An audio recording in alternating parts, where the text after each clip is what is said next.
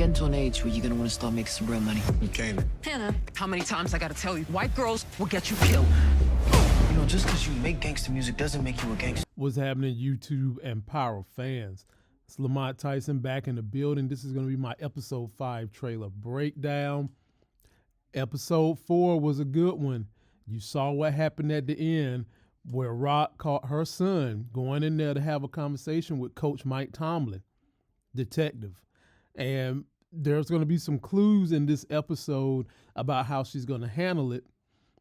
And we're going to break it all down. If you're finding me for the first time, please subscribe to the channel. Be sure to turn on those notifications so when I drop videos, you get them. We are going to go live tonight at 9 p.m. and Tuesday at 9 p.m. talking about Power. And then we come back on Friday going live discussing House of Dragons. And Thursday, it is She-Hulk with the living legend Larry. Very beginning of this trailer, we see Kanan out with his mama. And damn if it looked like they camping.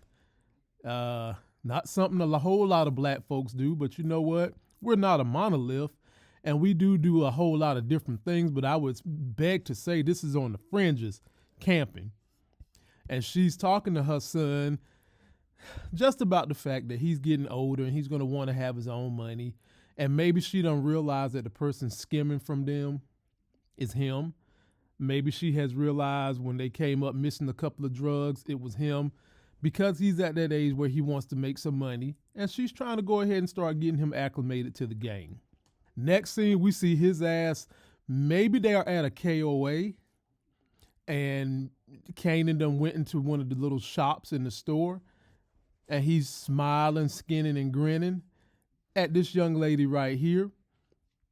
And apparently he's trying to make friends with her to sell some drugs. And in the next clip, we get somebody at this KOA campground that they at, looking like an old southern redneck general, looking through the window like, I see somebody I'm gonna rob. And in the next clip, you see mama saying you don't mess with no white folks, especially not no white girls, or you're gonna get your ass killed. And ladies and gentlemen, no sooner than she says that, very next clip, somebody is hemming up Kanan. 100% believe it's this dude looking like a white general from the South, Confederacy crackhead, looking out the window. Probably him, followed Kanan somewhere alone. He's seen Kanan talking to this white girl, and he's like, bruh, I want your money. I want your drugs. I want everything you got. You gonna give it to me right now. Damn, Kanan. Out here, all you trying to do is be out here on these campground streets, bonding with your mama, and you getting hemmed up by crackheads out there in the woods. Then, ladies and gentlemen, we get, oh boy, the ladies' favorite Lulu decking I'll Be Sure's son. And did y'all like how when Famous had the party at the house and Crown walked in, they was playing his daddy's music? I'm gonna tell you how I feel. Crown getting decked again, ladies and gentlemen.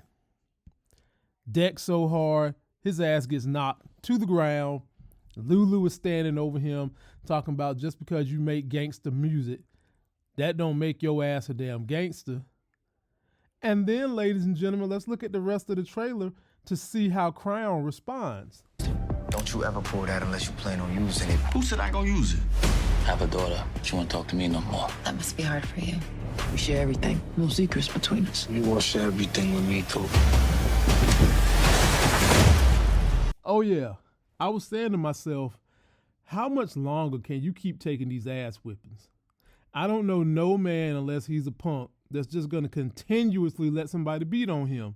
Well, Crown done said to hell with that. He stands up with his damn gun, shows it, brandish it, as the police would say, with his bloody lip. He's looking at Lou, and Lou is definitely laughing at his ass. Lou is like, if you're going to show the gun, then you need to use it. And Crown says, look, bro, you don't know me like that. I might use it.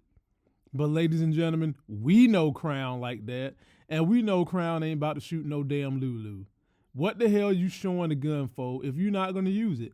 If you're not going to use it and the person who you're showing and brandishing the gun at knows you're not going to use it, they're not going to be afraid of you. I mean, at the very least, Crown, you could have bopped him on the head with the gun, even if you ain't shoot it. You know, make the man think twice about whipping your ass. I mean, you're already light-skinned. You don't need nothing else to help make you red. Do something, bruh. Make a move. Don't keep getting punked by Lulu. But apparently, that's what you're going to do. But maybe Crown is going to fool us and have a backup plan going on, ladies and gentlemen. Post me your comments if you think Crown is smart enough to have a backup plan against all this bullying that's being done to him by Lulu. And then we get on to the other favorite brother, Marvin, who is looking at his daughter out the window.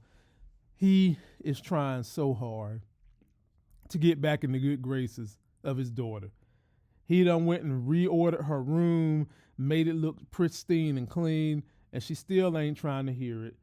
The conversation he needs to have with her, number one, he needs to apologize for his comments about the LGBT.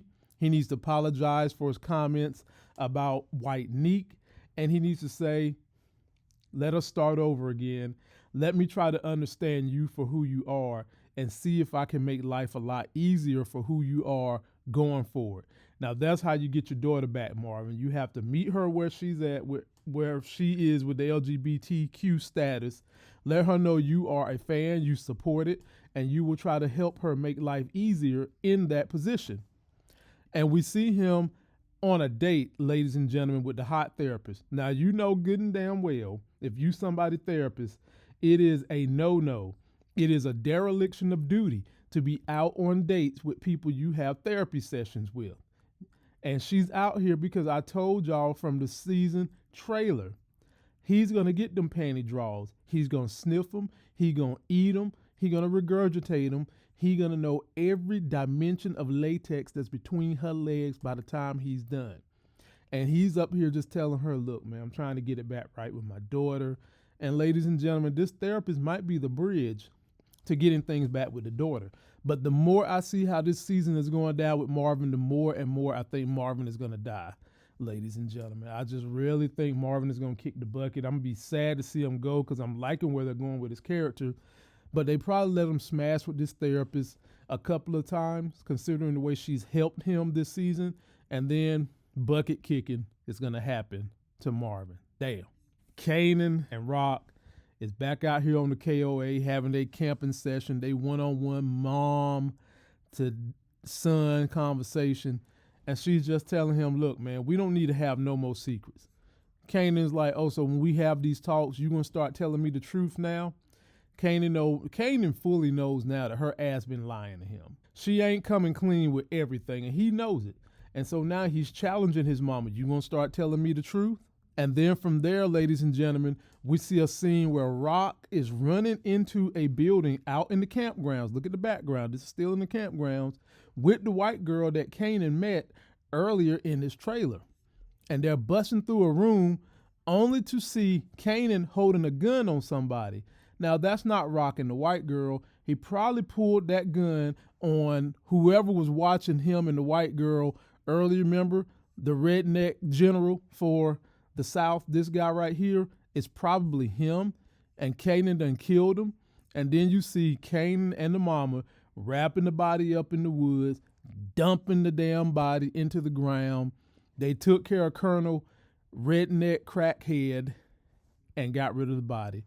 So ladies and gentlemen, post me all your comments on who you think that they took care of. Was it the white girl or the redneck captain for the Confederacy? Post your comments down there. Who killed him? Was it Kanan? I believe it was Kanan.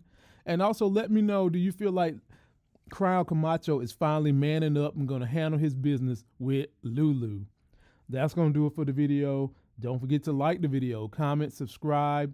Be sure to follow me on Instagram and the TikTok. I've got both of those now, and also Twitter. And you can also download the podcast. I put all my trailer reviews and all the live sessions we do on the podcast. Be sure to come check us out live tonight, 9 p.m. Eastern, Tuesday, 9 p.m. Eastern, Thursday, 9 p.m. Eastern, and then on Friday, I'm going to be on Nita's channel at 10 p.m.